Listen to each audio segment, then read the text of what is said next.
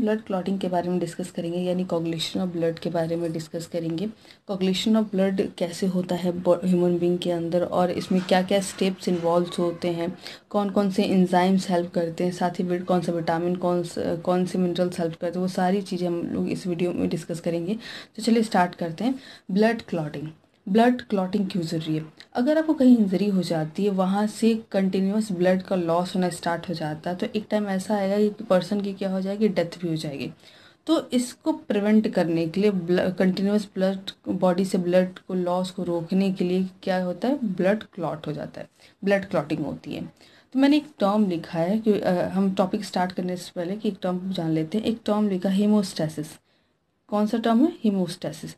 हीमोस्टैसिस का मतलब होता है prevention of blood loss through injury, यानी कि जहाँ पे आपको चोट लगी है वहाँ से प्रिवेंट करना। क्या प्रिवेंट करना? ब्लड के लॉस को प्रिवेंट करने को हम क्या कहते हैं, हीमोस्टैसिस कहते हैं।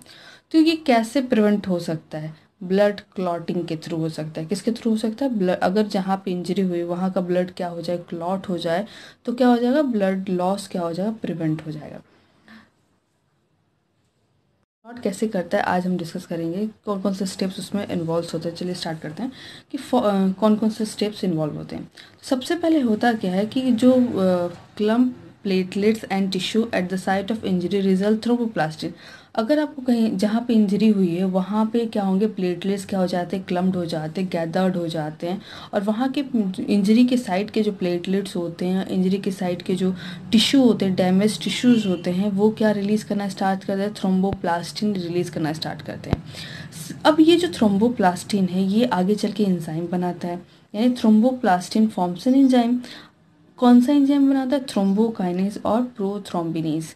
यानी कि जो क्लम्प प्लेटलेट्स थे और डैमेज टिश्यू थे, वो कहाँ पे, इंजरी जहाँ पे इंजरी हुई थी वहाँ से क्या रिलीज़ करता है, थ्रोम्बोप्लास्टिन रिलीज़ करते हैं।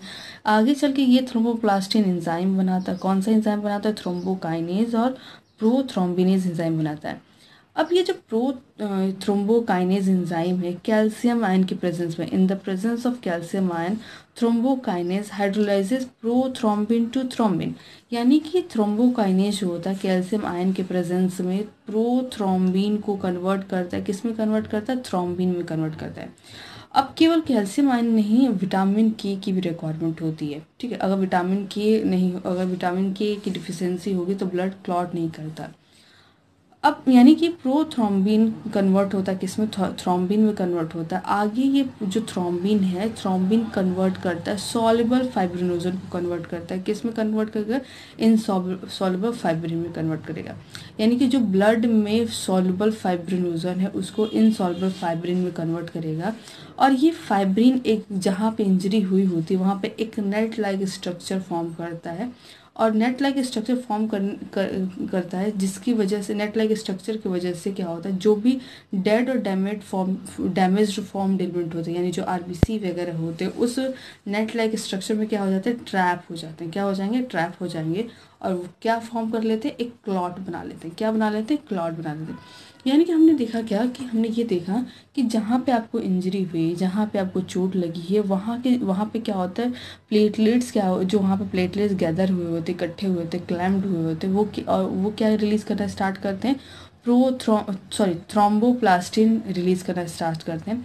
अब ये जो थ्रोम्बोप्लास्टिन है ये एंजाइम बनाता है। कौन सा एंजाइम बनाता है? थ्रोम्बोकाइनेज, या फिर इसको हम प्रोथ्रोम्बिनेज कह सकते हैं।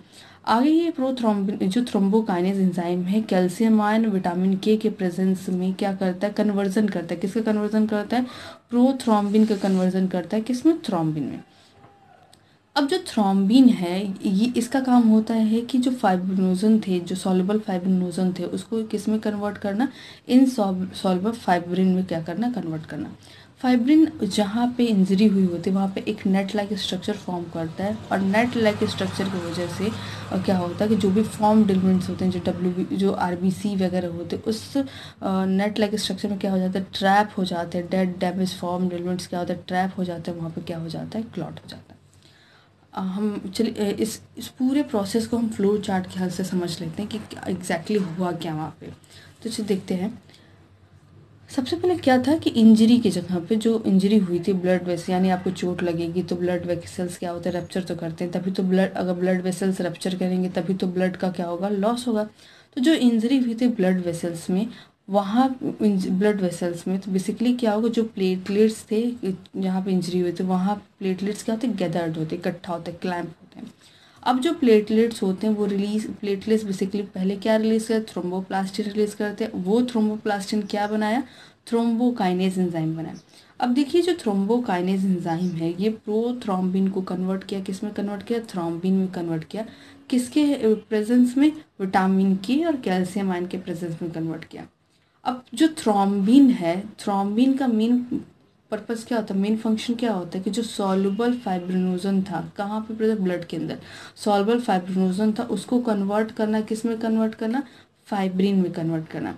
अब जो फाइब्रिन है, फाइब्रिन क्या कर लेता है, ट्रैप कर लेता है, किसको ट्रैप कर लेता है, जो फॉर्म्ड एलिमेंट्स होते हैं आरबीसी वगैरह को ट्रैप कर लेता है, और ट्रैप करने के बाद क्या करता है, उनको क्लॉट कर देता है। क्लॉट करेगा, क्लॉट करेगा और क्लॉट फॉर्म करता है, ब्लड क्लॉट कर देता है। किस, क्यों क्लॉट करता है, प्रिवेंट करने के लिए, क्या प्रिवेंट करने, ब्लड लॉस को प्रिवेंट करने के लिए। क्या प्रिवेंट के लिए, ब्लड लॉस।